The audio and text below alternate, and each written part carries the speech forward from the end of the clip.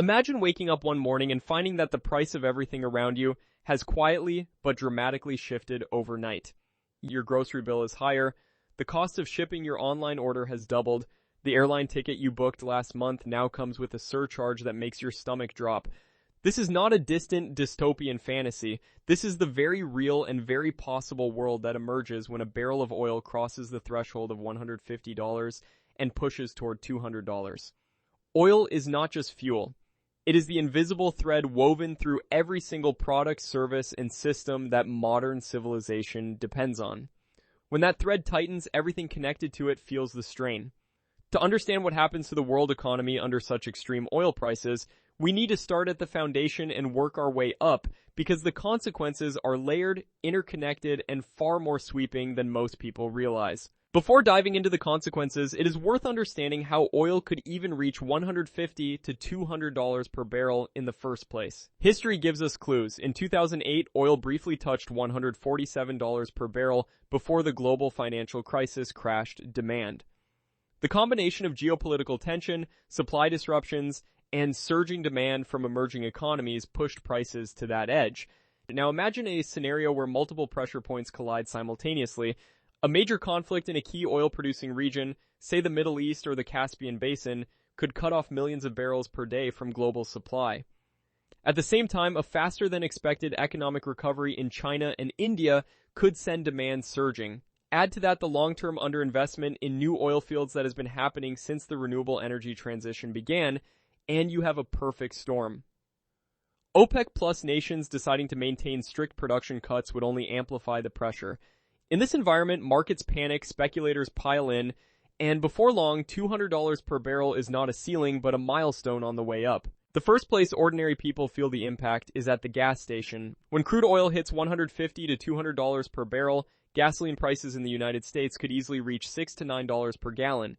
In Europe, where fuel is already heavily taxed, prices could climb to the equivalent of $12 to $15 per gallon or more. For the average commuter, this is not just inconvenient. It is financially devastating. Households that spend a significant portion of their income on transportation suddenly find themselves making impossible choices between filling the tank and buying food. But the pain does not stop at the pump. Every product that needs to be transported, which is essentially every product, becomes more expensive. Trucking companies pass their fuel costs on to retailers. Retailers pass them on to consumers. The result is a broad and persistent wave of inflation that touches everything from bread and medicine to electronics and clothing. Central banks around the world face an immediate dilemma. Do they raise interest rates aggressively to fight inflation, risking recession, or do they hold steady and watch purchasing power erode? Manufacturing hubs in Southeast Asia, which depend heavily on affordable energy to power their factories and ship their goods, would see their competitive advantages evaporate almost overnight. It embeds itself into the economic system in ways that are extremely difficult to reverse. This is what economists call second-round effects. Workers demand higher wages to cope with rising living costs. Businesses, already squeezed by higher energy and transport costs, face higher labor costs on top of everything else. They raise prices further to protect their margins. And so the cycle continues, feeding on itself. In the 1970s, the world experienced exactly this kind of stagflation, a toxic combination of stagnant economic growth and rampant inflation, triggered largely by oil price shocks. With oil at $150 to $200 per barrel, the modern world would face a similar but potentially more severe version of that crisis. The United Nations World Food Program would face demands that dwarf anything seen in recent history, and the funding to meet those demands would be increasingly difficult to secure from donor nations dealing with their own economic crises. Countries in sub-Saharan Africa, South Asia, and Latin America that import most of their oil would face a brutal squeeze. Their currencies, already weaker against the dollar, would depreciate further as they scramble to pay for oil in a currency they do not control. Foreign exchange reserves would drain rapidly. Governments would be forced to choose between subsidizing fuel to prevent social unrest or letting prices rise and watching their populations fall deeper into poverty. Food security would become a critical emergency. Modern agriculture is deeply dependent on oil, not just for running farm machinery, but for producing fertilizers and pesticides, most of which are derived from petrochemicals. When oil doubles or triples in price, food production costs skyrocket.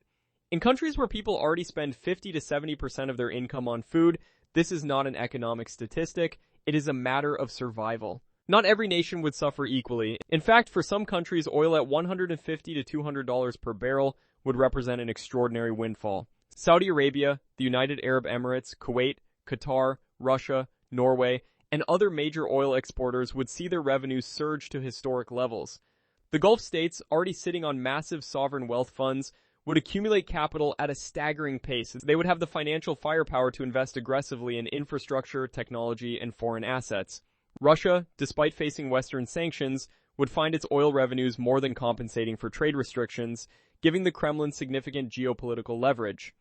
Canada, with its vast oil sands reserves, and the United States, now one of the world's largest oil producers thanks to shale technology, would also benefit on the production side, even as their domestic consumers struggled with high prices.